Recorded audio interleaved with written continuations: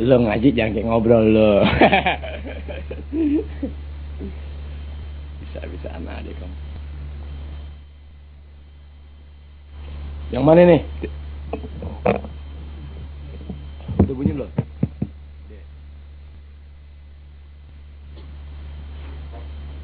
Ya Allah, ngambil berkah dah.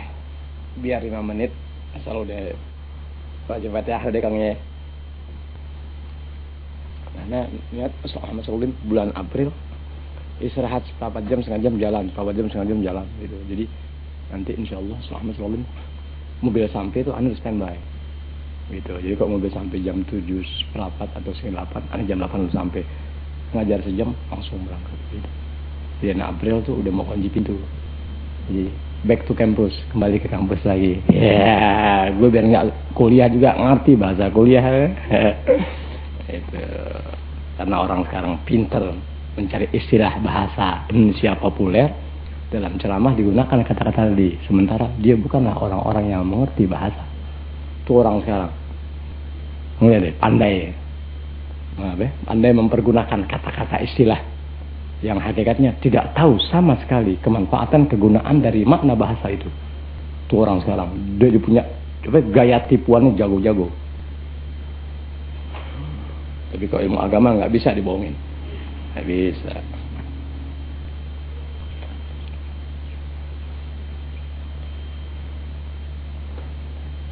Assalamualaikum warahmatullahi wabarakatuh. Alhamdulillahirabbil alamin wassalatu wassalamu ala asyrofil anbiya'i wal mursalin wa ala alihi washabihi ajma'in amma ba'du. Kepada para jamaah baik kaum bapak maupun para remaja yang Allah telah berikan hidayah taufik sampai pada malam hari ini, tetap kita masih ada umur dan masih ada dalam keridhaan Allah Ta'ala, amin ya rabbal alamin ya. Sehingga berkah doa-doa yang kita baca pada bulan suci Ramadan, memang di antara doa yang dibaca bersama juga agar Allah Ta'ala panjangkan kita punya usia dari bulan Ramadan bertemu pula dengan hari raya sampai bulan Syawal ini. Berarti kita juga, terutama saya pribadi yang namanya ngajar sebulan sekali di wilayah kaum muslimin seputar Jati Rawamangun ini, tentu semasa pengajaran terdapat kata-kata ilmu, yakni ilmu agama yang disampaikan tapi membentur setiap hati para jamaah dalam bentuk nasihat, di mana nasihat agama ini sudah umumnya nasihat agama tidak sesuai dengan hawa nafsu kita. Nasihat agama tidak sesuai dengan hawa nafsu kita. Boleh kita yang hadir, boleh kita yang ngajar, boleh juga para tetangga orang-orang muslim ya, mutlak nafsunya membantah kebenaran ilmu Allah Ta'ala dan ilmu Rasulullah SAW. Setiap nafsu yang tidak baik, yang memang Allah Ta'ala katakan itu ya, bahwa nafsu itu senantiasa membawa kepada hal-hal yang tidak diridhai oleh Allah Ta'ala ya. Karenanya melalui ilmu syariat agama diarahkan nafsu tadi sehingga nafsu itu berjalan sesuai dengan tuntutan syariat. Jadi nafsu yang ada pada setiap manusia, dia selalu di mana nafsu itu membawa kepada jalan-jalan yang tidak baik, tidak benar, merugikan setiap orang. Itu nafsu yang tidak baik itu merugikan setiap orang. Sekurang-kurangnya yang dimaksud orang diri pribadi kita.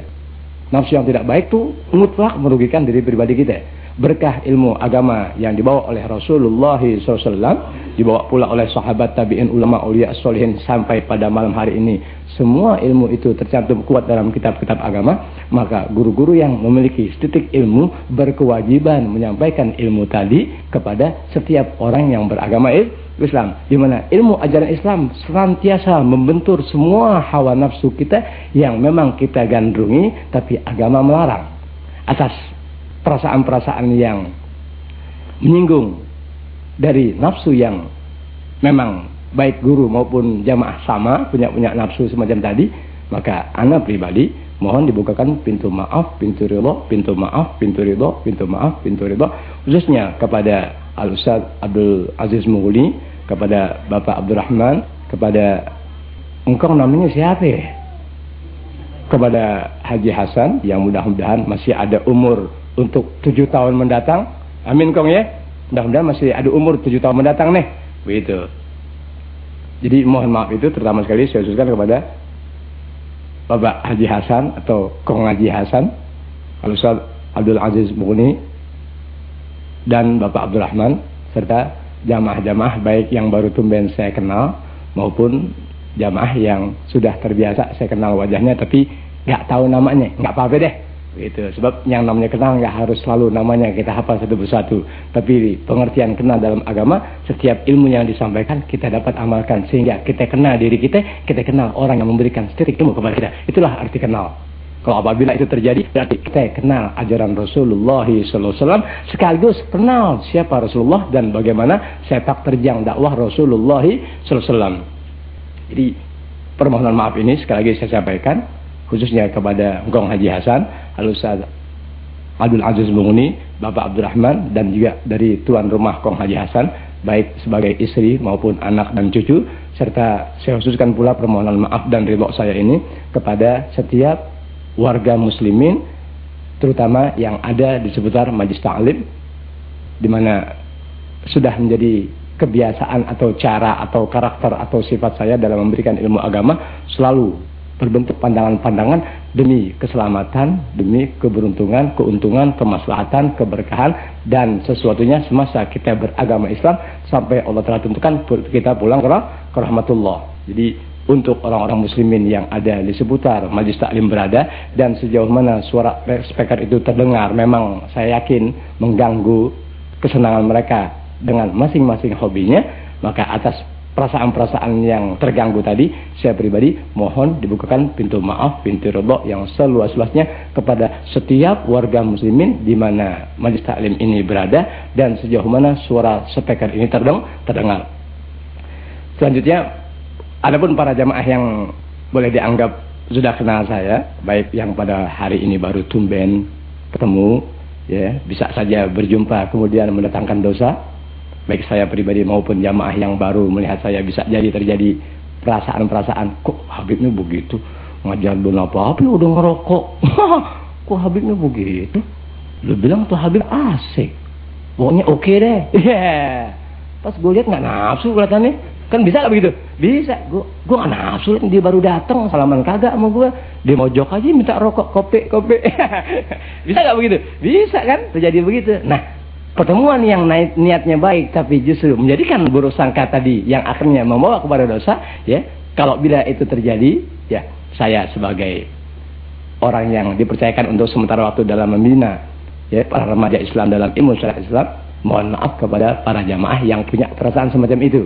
Adapun jamaah yang baru dan yang udah lama apalagi, mudah-mudahan Allah pelihara, nggak ada salahnya deh. Sebab apabila terjadi kesalahan dari jamaah kepada ana yang bimbing sebulan sekali, tak lain hanya disebabkan ana tukang bercanda, tukang nyelak, tukang ngebanyol, sehingga yang nggak biasa dibanyolin ngerutu. Wah, gua nggak ngaji lagi deh. Masa gua baru datang kata ilmu keselop. Misalnya begitu, gua ngomong ngaji lagi deh. Bisa nggak begitu? Gitu. Padahal itu banyolan ana, banyolan kagak ada namanya. Banyak mana ada di alam dunia orang mungkin yang kayak selop, ada gak? Gak ada. Nah itu kan sesuatu yang gak ada, tapi ini guru kok mengada-ada. Di mana semua itu terjadi secara spontan, tak lain untuk mengadakan pendekatan lebih jauh lagi kepada masing-masing remaja yang ada di seputar ini. Dan itulah udah jadi sifat, watak dan pembawaan anak dari kecil sampai tua. Sekarang belum tua, mudah-mudahan sampai tua bawaan anak begitu. Jadi kapan waktu anda umur 70 tahun, ente Allah tapi harap panjang umur, gaya aneh seperti apa yang ente lihat semasa muda, usah bingung. Ya emang gue tahu Ustaz begitu, baru datang salaman aja nggak sudut kagak. Itu Pak Abdurrahman, iya gue kasih ntar beb. Mengambil berkah dari halal bihalal, ya, dimana halal bihalal juga sudah lazim, udah jadi adat kebiasaan orang Indonesia yang berpaham Ahlus Sunnah wal Jamaah. Tapi kemarinnya halal bihalal berubah sasaran, ya haram ketemu haram, sehingga haram ketemu haram nggak jadi baik, nggak ada haram ketemu haram jadi baik, nggak ada halal bihalal isinya membentuk sebanyak orang yang datang diarahkan kepada majelis ilmu agama, kagak bakal ada. Tidak ada halal bihalal, ya, memberikan pandangan-pandangan sejauh mana yang ada merupakan tuntutan dari ilmu syariat agama, nggak ada halal bihalal. Mari ibu, mari bapak, mari remaja, kita warga RT ini, warga RW ini, kelurahan ini, kita tingkatkan. Tuh, kita tingkatkan ilmu pengetahuan agama, bukan agama. Agama nggak perlu ditingkatkan, tapi yang dibutuhkan adalah peningkatan dalam ilmu syariat agama per individu bagi orang yang betul-betul merasa Islam sebagai agamanya. Nggak ada yang ngomong begitu. Halal bihalal ya? Nggak ada. Nggak ada. RT ke RW lurah nggak ada. Kalau meningkatkan iman dan takwa, udah capek dengarnya. Kalian bukanlah orang-orang yang beriman dengan baik dan bertakwa dengan soleh. Tidak ada. Kalau ngomong iman takwa sering. Tapi pelaksanaan iman dan takwa nggak pernah Anda ikuti. Jadi omongan itu sering terjadi. Nah, kita yang muda berkah majelis ilmu agama tahu iman itu apa dan bagaimana tuntutan iman kepada seorang yang punya iman, sehingga jalan-jalan keimanan wajib ditempuh. Tuh, kalau sekarang imannya dibicarakan, sementara yang bicara tentang iman dan takwa nggak pernah mengenal arti iman dan tuntutannya. Tuh, kebanyakan begitu ya. Waduh, ngomong gimana nih? Waduh, ambil berkah dikit ya, baca kitab dikit ya, ambil berkah. Bismillahirrahmanirrahim. الفاتحة لحظة المصطفى رسول الله صلى الله عليه وسلم وذريته وأهل بيته وسلم صلى الله عليه وسلم أرواح الأنبياء والمرسلين ملائكة أجمعين الفاتحة جميع أرواح الخلفاء الراشدين ساداتنا أبي بكر وعمر وعثمان وعلي وصول وفور ومدلوك أجمعين الفاتحة جميع أرواح من أمن بالله وملائكته وكتبه ورسوله ويوم الآخر من الدنيا إلى الفناء الفاتحة وصلى جميع.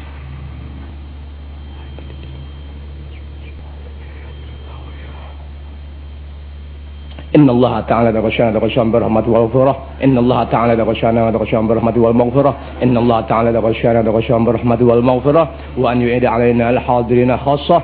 وأن يعيد علينا الحاضرين خاصة. وأن يعيد علينا الحاضرين خاصة من الآباء والأمهات والشبان والفتيات من المسلمين والمسلمات بهذه الحارة خاصة وبسائر قرى المسلمين عامة خصوصا الذي عليهم فيها من بركاتهم وكراماتهم وإمداداتهم وبركة علومهم وأنوارهم وصورهم في الدين والدنيا والآخرة وأنه تعالى بجاههم كراماتهم وبركاتهم وفاتهم إمداداتهم وبركة علومهم وأنوارهم وصورهم بحقوقهم يجعلنا الجميع وإياهم من أهل الخير. يجعلنا الجميع وإياهم من أهل الخير. يجعلنا الجميع وإياهم من أهل الخير ويرزقنا الجميع وإياهم كل خير. ويرزقنا الجميع وإياهم كل خير. ويرزقنا الجميع وإياهم كل خير خير الدنيا والآخرة ويميتنا الجميع وإياهم في زمرة أهل الخير. ويميتنا الجميع وإياهم في زمرة أهل الخير. ويميتنا الجميع وإياهم في زمرة أهل الخير. ويعاملنا الجميع وإياهم معاملته لأهل الخير. ويعاملنا الجميع وإياهم معاملته لأهل الخير. ويعاملنا الجميع وإياهم معاملته لأهل الخير.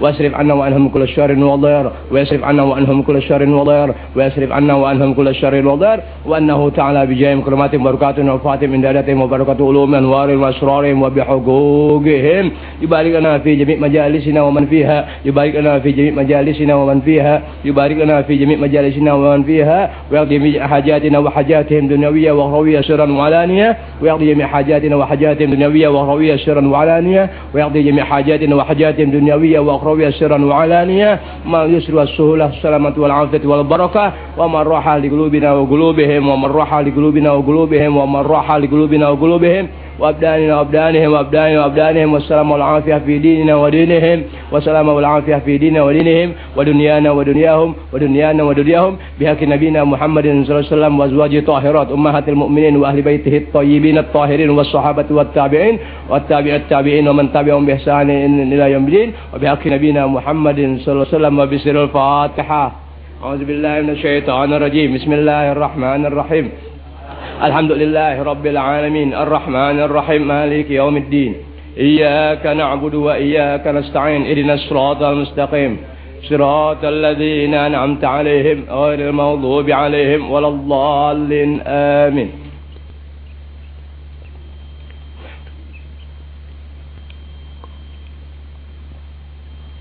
بسم الله الرحمن الرحيم.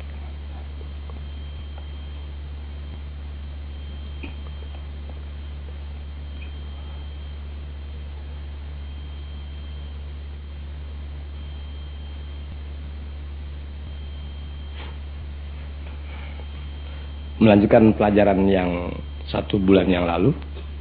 Waktu itu perasaan tentang syarat-syarat sembahyang yang 6 selesai sudah. Ini lanjutannya. Tapi karena berbetulan aneh punya cara dalam memberikan titik ilmu, terutama ilmu fikih, ilmu tauhid dan yang lainnya, tidak selalu menuruti atau mengikuti halaman demi halaman, tapi aneh ambil bagian-bagian yang terpokok dalam pelaksanaan ibadah dalam keseharian. Maka bila terjadi lengkapan dari satu, misalnya halaman 3 ke halaman 11, itulah cara ana. Bismillahirrahmanirrahim. Lanjutan daripada syarat-syarat sembahyang adalah istiqbalul kiblah, menghadap kiblat. Di mana orang yang sembahyang wajib menghadap kiblat. wajib menghadap kiblat. Ada hal-hal tertentu yang dibolehkan oleh agama, kita nggak menghadap kiblat. Nanti dibicarakan. Sekarang istiqbalul kiblah, menghadap kiblat. Istiqbalul kiblati, arti menghadap kiblat, yaitu mughabalatul ka'batil musyarrafah, menghadap ke arah Ka'bah al-Musyarrafah. Ka'bah Mekah tuh, Mekah. Ya, kan ada Ka'bah tuh. Ka'bah yang 4 persegi. Nah, arti menghadap kiblat yaitu seseorang yang melakukan ibadah salat harus menghadap kepada Ka'bah. Tuh, yang dimuliakan oleh Allah Subhanahu wa taala. Jadi kalau kita mau sembahyang, mengarah kiblat dulu. Tuh, mengarah kiblat. Bagaimanapun caranya, inti mesti mengarah kiblat. Nanti ada bagian-bagian kapan, yakni pada saat dimana kita boleh nggak menghadap kiblat. Nanti dibicarakan. Yang pokok kalau inti mau sembahyang wajib mengarah kiblat. Nah, di mana dalam urusan menghadap kiblat tersebut, wajibu istiqbaluha bisodri, menghadap kiblat pada saat sembahyang bukan dengan muka, tapi dengan dada ente. Begitu. Kalau ente mau sembahyang, ya, apanya sembahyang apa kayak, pokoknya wajib menghadap kiblat. Di mana dalam urusan menghadap kiblat itu, ente punya dada mesti menghadap kiblat. Pala boleh miring dikit, yang penting dadanya lempeng. Ini, pala boleh miring dikit, arti boleh miring dikit. Apa mungkin orang dadanya begitu, mungkinnya miring. Lu si nongek namanya. Masa orang sembahyang dadanya begini, palanya di mana-mana. Ada nggak orang sembahyang begitu? Tuh, makanya ada bagian-bagian seseorang itu makruh berbuat sesuatu, haram melebihi dari batas sesuatu. Nah, dalam urusan menghadap kiblat, ente punya posisi badan, yakni dada ente mesti mengarah kiblat. Dan dalam salah satu buku disebutkan tuh, ya, kiblat, oh iya, ini barat nih, mencong 22 derajat. Arah barat mencong 22, jadi nggak lempeng, mencong 22 derajat. Tuh, jadi ibaratnya kan barat sono nih. Ini baratnya begini nih. Dalam sembahyang jangan lurus. Jangan lurus dalam sembahyang. Tuh, mencong 22 derajat. Kalau kita ibarat sentimeter taruh deh, bismillahirrahmanirrahim, 22. Lu atur sendiri dah. 22 derajat gimana tuh? Ini kagak ngerti tuh. Pokoknya ini lempeng nih, ini barat nih. Deh begitu miring dikit. Miringin begitu. Jangan muka ente miring, dada ente lempeng. Habis badan ente jalan tol. Tol Tomang. Jangan, jadi badan ente, ya, kan ini barat lempeng begini nih. Ente punya posisi badan pada saat sembahyang nggak boleh begini, tuh, begitu. Oh iya. Nah sekarang kebanyakan masjid musola main 4 persegi aja, lurus aja.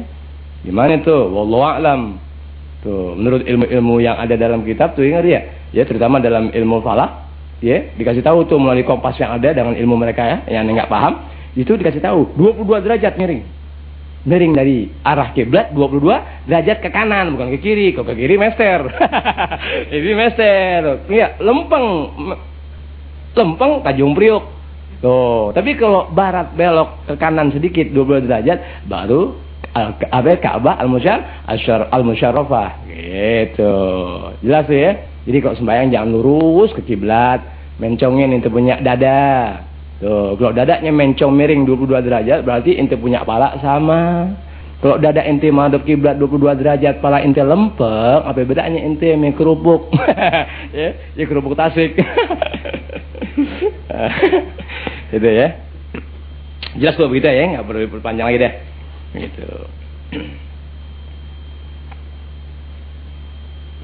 Ini.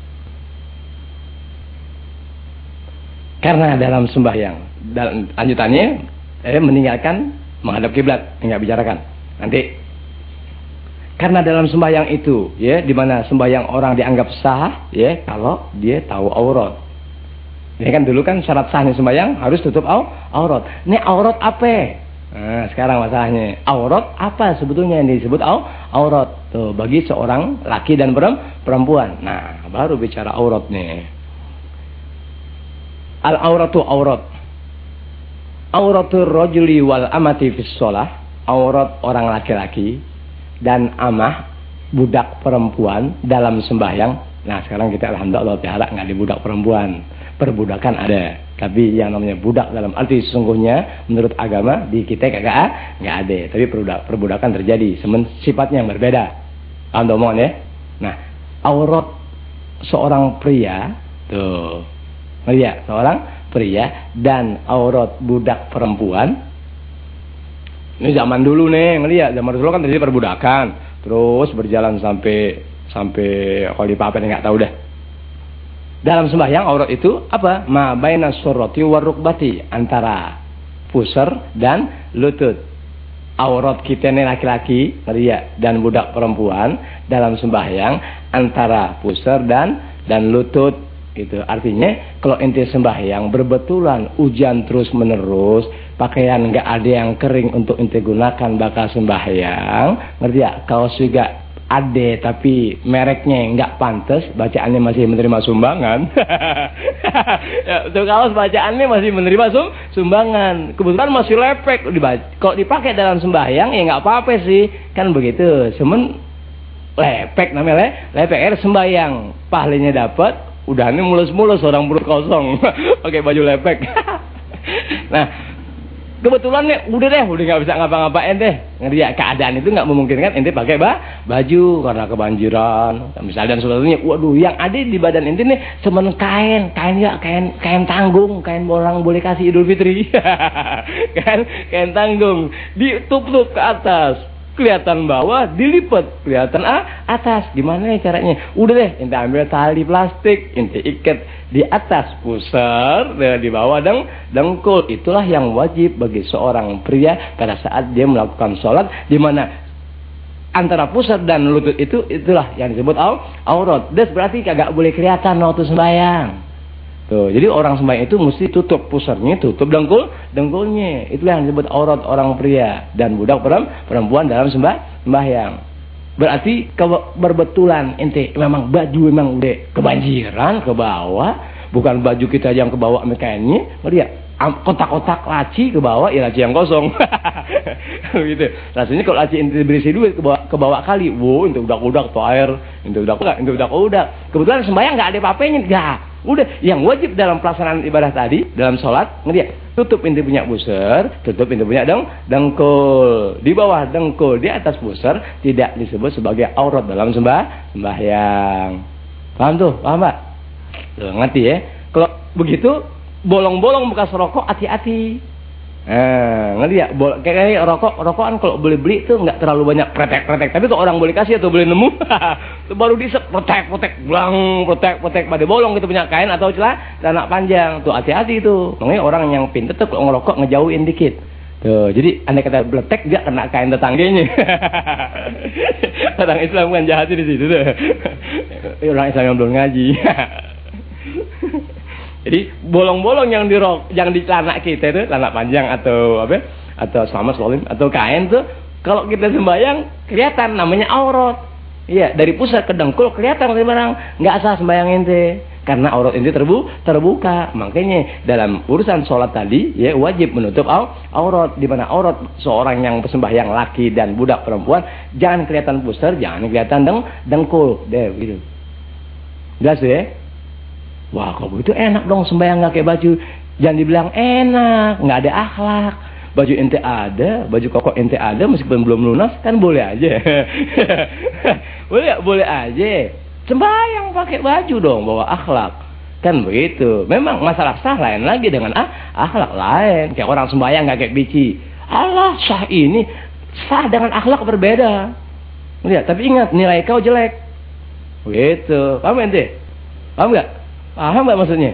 Sembahyang nggak kayak beci. Sah ini yang penting kan sembahyang sah. Iya, kalau segala sesuatu mengandalkan sah, sesuatu syarat yang telah dipenuhi dan dilaksanakan dengan baik itu namanya sah. Tapi akhlak yang dinilai dalam pekerjaan tadi Allah Ta'ala yang tahu. Lu sih, Masya Allah loh, nggak ada terima kasihnya. Tuh, ngerti ya? Orang kalau dikatain emang dasar nggak ada terima kasihnya, jelek lebih bagus itu kata-kata. Apalagi sama Allah Subhanahu wa Ta'ala. Tuh, jadi semasa ada baju pakai, kepepet memang nggak ada lagi, tinggal kain, emang habis nimba, nggak habis-habis, ngerti ya? Semuanya masih pada basah, pakai kain aja, udah nggak apa-apa. Dengan catatan, tutup pusar, tutup dengkul. Oh, nah perlakuan kita dalam ibadah sholat menutup aurat tadi sama nih. Waktu kita nggak sembahyang haram juga. Kalau tadi aurat nampak pada saat ini sembahyang, ya gagal ente sembahyang, mesti diulang dan tutupan tadi mesti ibarat jahitan dijahit lagi dah, atau dilipat bagian-bagian mana nih yang nggak bisa kelihatan, ya ente gunakan. Berarti kan batal tadi tuh, bukan batal bukan batal karena kentut bukan, nggak sah sembahyang inti karena aurat terbuka, kecuali aurat itu yakni pusar dan dengkul udah ketutup rapi inti sembahyang. Berlaku pada saat setelah sembahyang. Kalau tadi aurat terbuka, gagal inti sembahyang, mesti ulang lagi.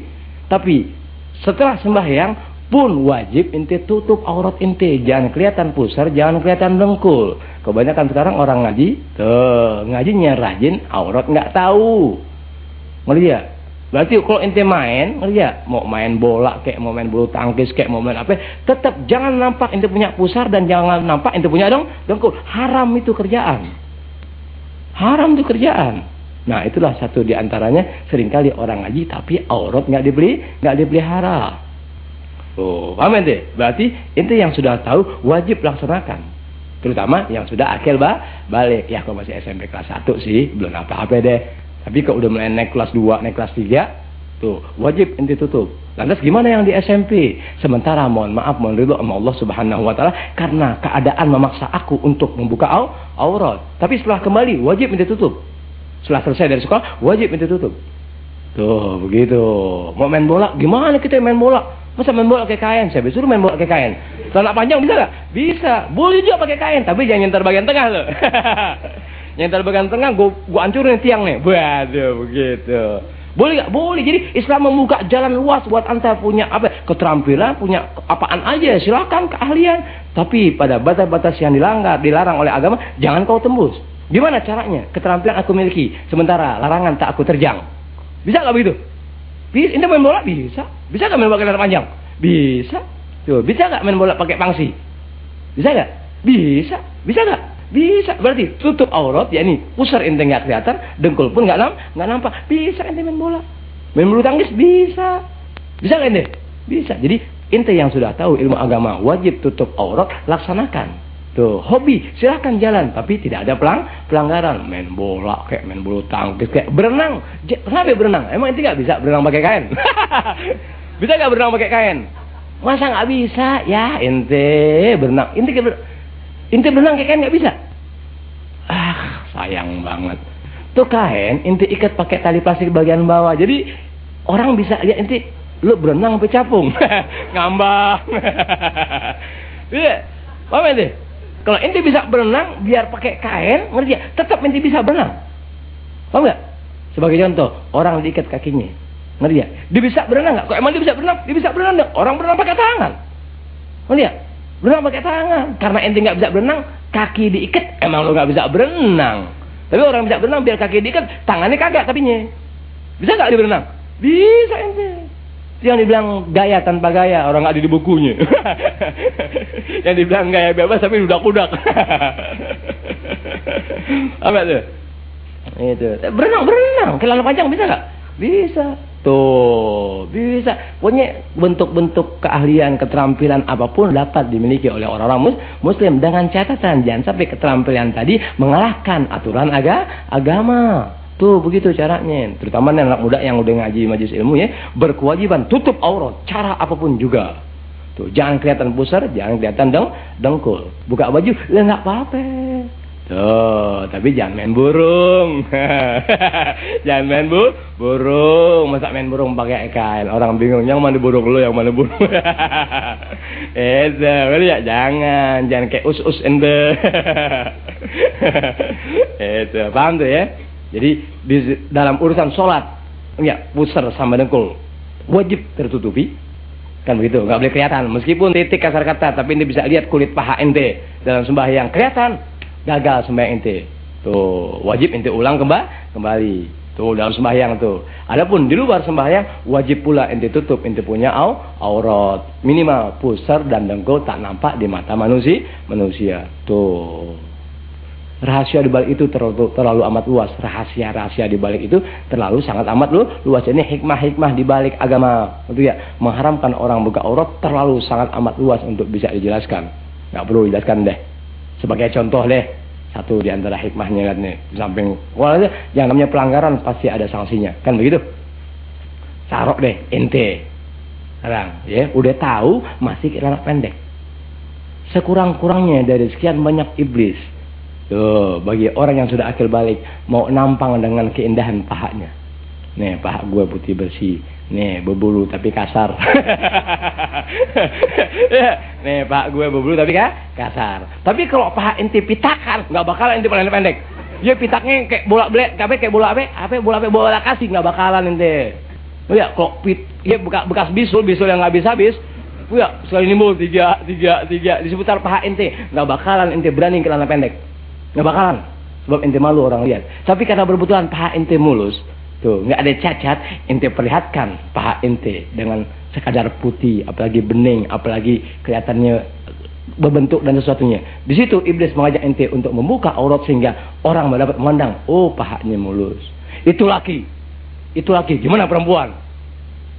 Lihat mata pria yang memandang paha perempuan karena terbuka auratnya, yang tadinya nggak berniat jahat, gara-gara terbuka aurat itu perempuan, dia menyelinap. Iblis mengajar begitu. Lo jaga ya paha kita ada pitaknya atau tidak, kan begitu. Sementara iblis mengatakan, wow kalau begitu susah dong kita mau demen-demen seseorang tuh pahanya cacat atau tidak. Itu kan otak iblis. Lo mau kawin muga mau pakai paha mau pakai pala. Kan begitu. Itu otak iblis yang kata gitu. Tuh, otak iblis. Tuh, makanya muslim mengajar keselamatan. Tuh, sebelum Anda bisa mengambil tindakan selamat kepada orang lain, Anda dulu yang punya diri berbuat selamat untuk diri Anda. Tuh, lihat orang Islam, karena berbetulan sekarang ilmu ajaran Islam 85% mati, sehingga orang Islam sudah nggak lagi tahu ajaran Islam yang membawa keuntungan dan keselamatan mereka serta keberuntungan semasa di dunia gara-gara itu. Tuh, akhirnya kacau nggak? Kacau sudah. Tuh, satu di antaranya itu ya. Jadi di rumah juga sama. Jadi setelah sholat, ya urusan sembahyang tadi tetap ente tuh berbuat cara apapun juga, baik dalam waktu sholat maupun setelah sholat. Di luar ataupun di dalam tetap sama. Di luar ataupun di dalam tetap sama aurat ente. Biar mak jangan kelihatan. Biar mak jangan kelihatan. Biar bapak jangan kelihatan. Tuh, paham ya? Paham tuh? Itu begitu caranya. Jangan kelihatan. Bingung kan deh? Tetap biar dalam rumah haram juga kelihatan aurat ente. Sayang itu agama mengatur sampai sejauh itu. Tapi sekarang siapa yang mau pakai? Kenapa yang mesti ngikutin orang yang nggak pakai? Nah, yang jadi masalah. Nafsu mengajar, masa di rumah haram, bapak. Oh, bagian-bagian aurat ada yang diharamkan dilihat dan ada yang dibolehkan pada saat kita melihat karena sesuatu keadaan. Gitu, paham ente? Kalau orang-orang yang sudah terbiasa menutup aurat, ketika dia memandang saudaranya terbuka aurat, maaf, bismillahirrahmanirrahim, pasti ente punya hati terbakar. Sebagai contoh aneh deh pribadi, ngeri ya. Aneh mampir diundang ke satu tempat, makan atau ceramah atau lainnya. Di saat aneh ngobrol, ada seseorang pria. Tuh, dengan celana pendek duduk bareng di depan anak bersama Pak Haji lainnya. Itu Allahu Akbar, anak punya hati terbakar betul, tapi memaklumi kesian orang ngurus peringatan keagamaan, mengatur sesuatu dalam urusan peringatan keagamaan, tapi tetap nggak kenal ajaran agama. Tuh, orang yang ngerti agama terbakar karena keharaman yang dilihat. Kemudian dia memandang kesian belum ngerti. Tuh, disitulah sentuhan ilahi datang kepada setiap orang yang tahu ilmu lagi punya iman untuk membenahi saudaranya seagama melalui nilai-nilai agama. Jadi ente yang sudah, ya nggak apa-apa, mohon maaf Allah Ta'ala, yang sudah tahu mulai malam ini sudah pulang. Bu, maaf bu ya, nggak usah lihat dengkul saya lagi. Emang kenapa lo? Nggak bu, barusan kena spidol. spidol di pasar boleh nemu. Begitu. Untuk seterusnya begitu. Oh ya, untuk seterusnya begitu. Sehingga ngelihat Nabi ngajarin, atau ulama aneh lupa, perasaan Nabi ngajarin, kalau waktu kita mau ke kamar mandi diajarin. Ngelihat. Diajarkan apa itu? Waktu kita mulai mau membuka aurat kita, laki ataupun perempuan, tuh disuruh baca. Tuh, bismillahirrahmanirrahim, la ilaha illa huwa. Sehingga setan-setan nggak bisa menembus pandangannya kepada aurat yang kita sedang buka. Tuh. Sampai di kamar mandi, tahu ini kamar mandi? Kamar mandi waktu kita mau buka aurat kita tuh disuruh baca Bismillahirrahmanirrahim la ilaha illa huwa. Sampai begitu. Kalau kita di kamar mandi yang bebas, nggak ada orang lihat kita punya aurat, masih dianjurkan, disunatkan baca Bismillahirrahmanirrahim la ilaha illa huwa. Gimana yang di rumah dan gimana yang di luar? Paham nggak ente? Tuh, jadi ente yang sudah tahu Bismillahirrahmanirrahim mulai malam ini. Sudah. Pak, sorry Pak. Kenapa lo pulang aja kayak sorry? Nggak sari-sari 6 tahun gue didik lo. Nggak sembayang terawih rajin ngaji kagak. Misalnya begitu. Kayak ketemu gue malam ini malam minggu film Alligator. Kan Alligator ya. Tuh, ane mau pulang buru-buru. Ane paling demen buaya. Orang gue juga buaya. Gitu. Ngerti ya? Pengen nonton Alligator nih. Boleh gak nonton ane? Kok ane bilang boleh, ente ngikutin ane. Kok ane gak bilang boleh, ane demen. Mau kata apa? Tuh, di sini orang suka bingung. Ngerti ya? Bingung gak? Bingung. Gimana Habib ya? Dia ngajarin kita gitu. Tapi dia juga nonton. Tuh, ini yang kerjaan yang seringkali merupakan tindakan yang menjadikan orang salah paham sama anak. Tuh, paham ya ente? Ini jatuhnya orang salah paham sama anak begitu. Seperti anda pengen nonton TV misalnya begitu tuh. Paham ya? Padahal TV yang anda lihat tetap berjalan. Semata anda punya hati lah lain. Kok bisa lain? Kalau ente bisa tahu tadi riwayat tuh yang anda buka begitu-begitu wa dzikrullah ala kulli ahwalik. Setiap gerakan yang ada di TV sama mana ilmu. Sama mana ilmu. Ente belum mampu, jangan ngikutin anak. Ente belum mampu, jangan ngikutin anak. Jangan. Gerakan-gerakan anak yang ente lihat nggak pantas, nggak wajar, nggak layak, jangan ente ikutin. Tuh. Terus berarti anak sudah buka pintu sama ente. Kalau ente lihat sesuatu yang ganjil di diri anak, jangan coba-coba mencari tahu. Apalagi berburu sangka, jangan. Apa yang ente tahu daripada ilmu agama benar dan benar, kewajiban ente melaksanakan. Tidak harus ente lihatin kerjaan aneh itu. Seperti aneh habis ngajar buka baju. Rasanya Ustaz Abdul Aziz Moudi ya nggak mampu begitu. Habis ngajar buka baju depan orang-orang anak muda yang diajarin, depan orang tua yang diberi pandangan. Rasanya nggak mampu begitu. Tapi aneh udah begitu. Kapan waktu ente ngaji, kapan waktu ente jadi guru, jangan bergaya seperti anak. Begitu. Kenapa kamu Ustaz boleh, ame aneh nggak boleh? Bukan ama aneh boleh, mente nggak boleh. Ama aneh tuh aneh lain lagi, pengertian lain. Lah, gue ngajar capek. Oh, yang harus dilihat, Ustaz berbuat tadi, yakni buka baju, haram nggak ame dia? Oh, aku sudah tahu ilmu. Yang diharamkan adalah aurat yang terbuka. Sementara dia berbuat buka baju, nggak jadi haramnya. Nggak jadi apa itu? Jadi ente kan udah kenal aurat belum? Ane buka baju, ngeliat pusar ane nggak kelihatan, dengkul ane nggak nampak mente. Ayo, ada nggak yang haram sama ane? Nah nggak ada. Tuh, di situ kunci sekadarnya. Selebihnya capean ente, capean ane yang ngajar. Amin deh. Ente anrasi ente duduk nggak ada yang keringetan, kecuali keringet karena tadi jalan terlalu jauh, kan begitu. Tapi aneh ngomong keringetan nggak? Keringetan. Kenapa mesti keringetan ngajar doang? Sebab aneh ngajar dengan suara sambil memberikan pengertian-pengertian. Jangan sampai ente salah paham dari ilmu yang aneh berikan. Jadi ya Allah tolongin sampai itu ilmu bisa dimengerti dengan baik lalu bisa diamalkan. Kan begitu. Adapun kelihatan sesuatu yang nggak baik di diri anak tapi kagak haram semacam tadi, berarti ya jangan ente jadikan alasan. Apa begitu? Ngajarin kita benar, dunia buka baju. Tuh, jangan begitu ya. Jangan. Jadi sesuatu yang ente sanggup daripada ilmu yang ajarkan, laksanakan dikit demi sedikit, dikit ke sedikit jalanin. Yang ganjil-ganjil jangan diikutin. Seperti aneh pengen nonton Alligator, kan begitu tuh. Itu Alligator aneh tahu baru. Tuh, sebab Bismillahirrahmanirrahim, malam minggu yang lalu aneh dari Ciamis. Tuh, perut lapar, bawa anak murid, berhenti, makan di restoran. Bisa lihat juga tuh film apa nih?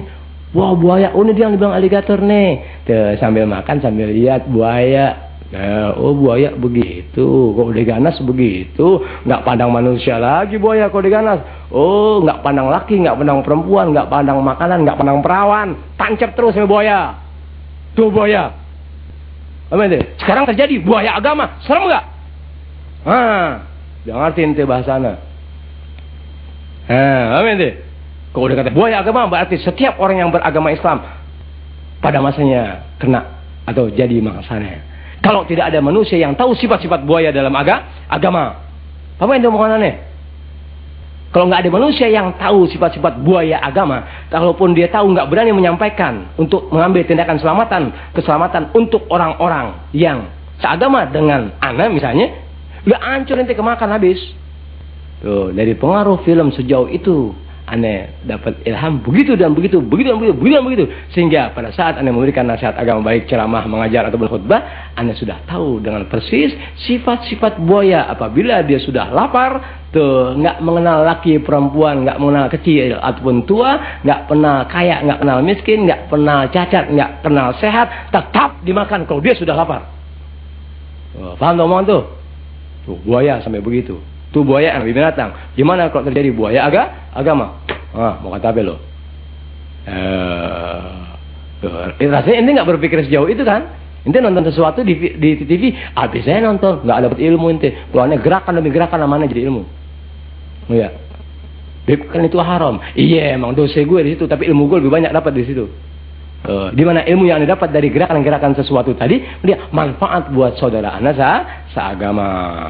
Tuh, kalau ente habis nonton, udah emang ente manfaatin tuh mata buat itu anda doang. Selesai film itu selesai pula ente punya alam pikiran, nggak jalan lagi ente.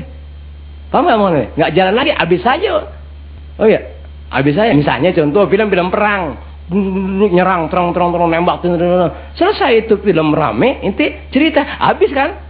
Amanah semua jadi ilmu. Paham ente?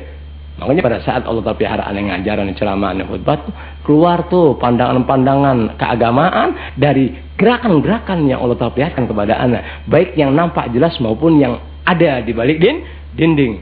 Tuh, makanya sesuatu yang ganjil yang ente lihat di diri anak nggak layak, nggak pantas, jangan tembus, jangan mau cari tahu. Jangan mau cari tahu. Dia udah nyapokok sama ente, ya. Ilmu ini benar, ya. Diajarkan benar, caranya benar, laksanakan ilmu tadi sesuai dengan ilmu syariat agama yang dibenarkan. Selesai. Sesuatu yang ente lihat macam-macam di diri aneh, diem. Tuh gambar contoh yang barusan tuh film. Paham nggak masalahnya itu? Ya. Waduh capek. Al-Fatihah. Auzubillahi minasyaitonirrajim. Bismillahirrahmanirrahim. Alhamdulillahirabbil alamin, arrahmanirrahim, maliki yaumiddin. إياك نعبد وإياك نستعين اهدنا الصراط المستقيم صراط الذين أنعمت عليهم غير المغضوب عليهم ولا الضالين آمين الحمد لله رب العالمين الرحمن الرحيم مالك يوم الدين إياك نعبد وإياك نستعين اهدنا الصراط المستقيم صراط الذين أنعمت عليهم غير المغضوب عليهم ولا الضالين آمين بسم الله الرحمن الرحيم اللهم أكرمنا بحسن الخاتمة وهون علينا سكرات الموت وضغطة القبر وثبتنا بالقول الثابت في الحياة الدنيا وفي الآخرة عند سؤال منكر ونكير واجعل قبرنا روضة من رياض الجنة واجعل رب العالمين الرحمن الرحيم مالك يوم الدين إياك نعبد وإياك نستعين اهدنا الصراط المستقيم صراط الذين أنعمت عليهم غير المغضوب عليهم ولا الضالين آمين